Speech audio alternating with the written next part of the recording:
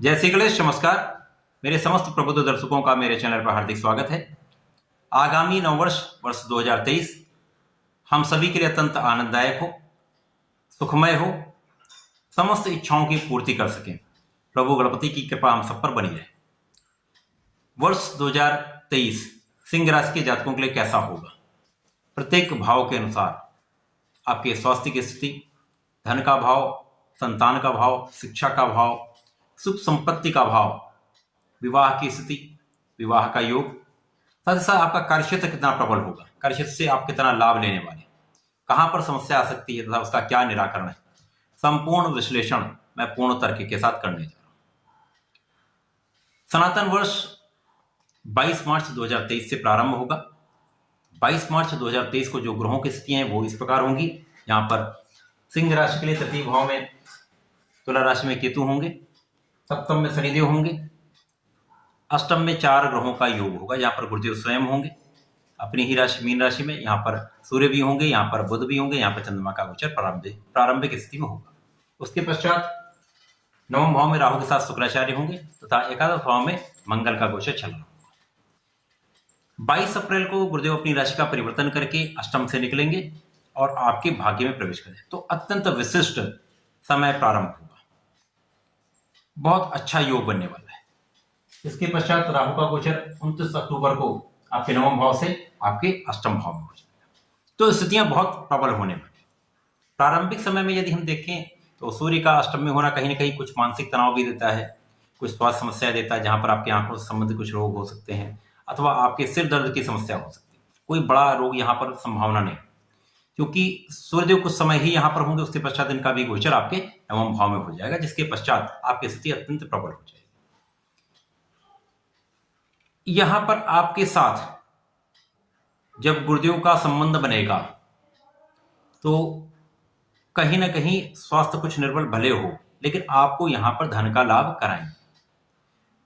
प्रारंभिक समय से ही आप कुछ ना कुछ धन का अर्जन करते चलेंगे। पारिवारिक संपत्ति के भाव में कुछ समस्या प्रारंभिक समय में हो सकती है, यहां पर आपको कुछ संयम रखना होगा।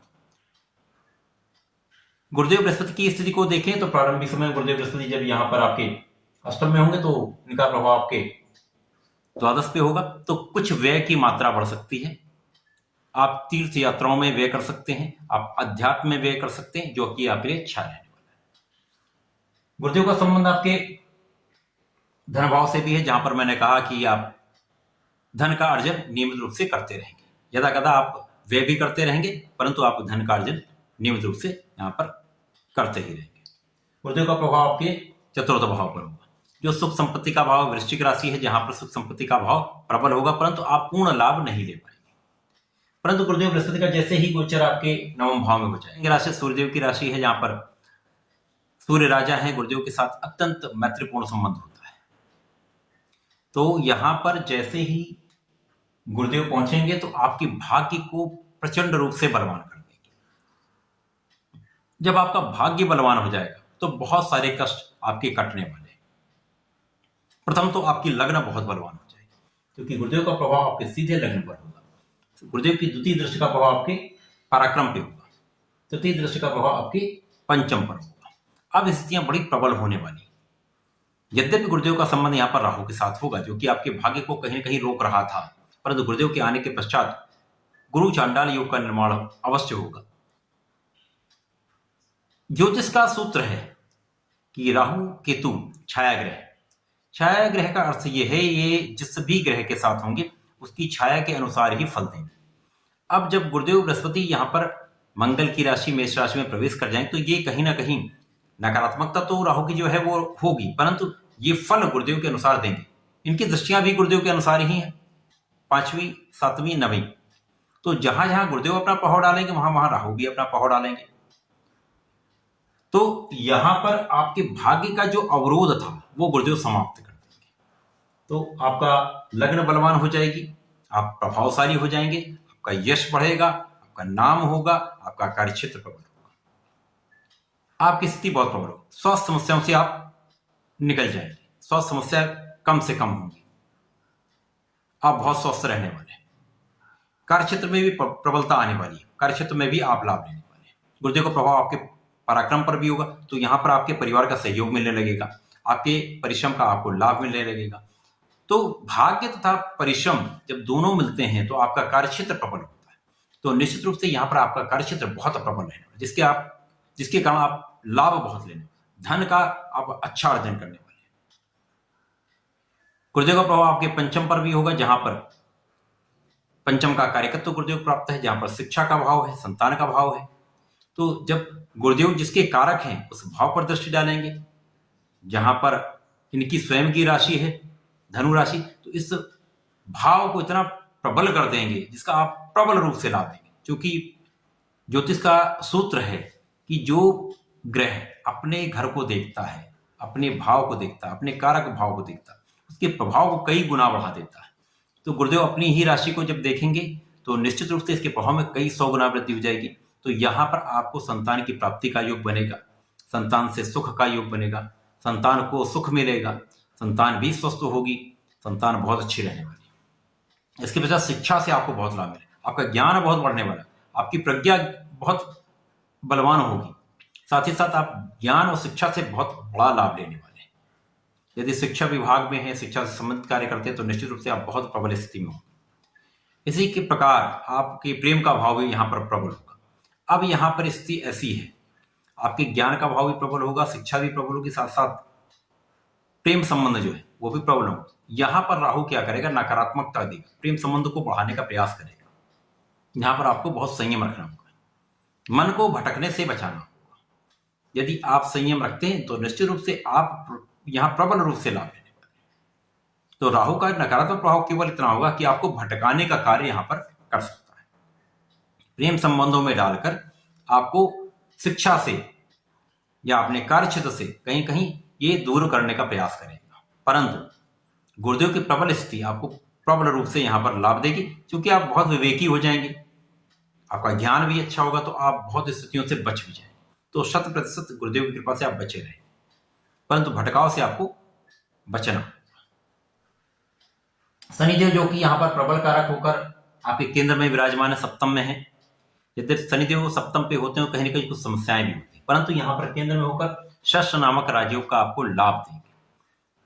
कोई भी ग्रह जब अच्छी स्थिति में होता है, केंद्र में होता है, तो अपने राजयोग का लाभ तो अवश्य देता है। जो नकारात्मकता आएगी वो तो आती ही। तो यहाँ पर शनिदेव का प्रभाव आपके भाग्य को प्रबल करेगा।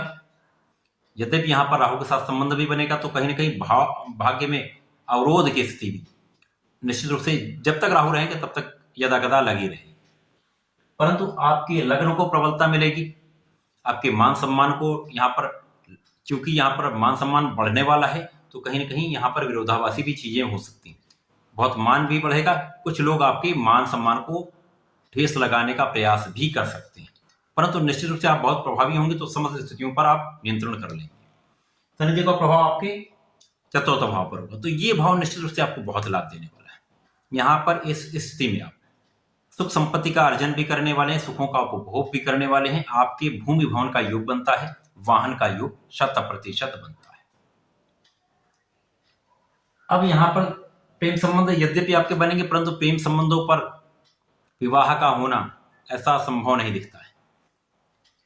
शनिदेव जब सप्तम पे होंगे तो कहीं ना कहीं जीवन साथी के साथ सामंजस्य में समस्या आती है, दूरी का होना होता है, यहाँ पर अलगाव की स्थिति आती है। परंतु यहाँ पर आपके लग्न इतनी बलवान है तो कोई कठिन समस्या नहीं होगी।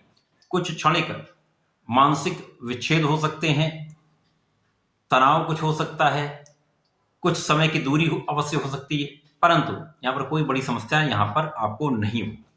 शनिदेव का प्रभाव आपके चतुर्थ में वृद्धि करके आपको सुख संपत्ति का अर्जन अवश्य कराएगा। तो जो षष्ठ योग का लाभ आपको मिलने वाला है वो निश्चित रूप से यहाँ मिलेगा। आपके लग्न को प्रबलता मिलेगी, आलस्य में वृद्धि हो सकती है, यहाँ आपको ध्यान देना होगा। राहु जो कि नवम में पहले होंगे, तो जैसे मैंने कहा गुरुदेव का जहां जहां प्रभाव वहां इनका नकारात्मक प्रभाव रहा।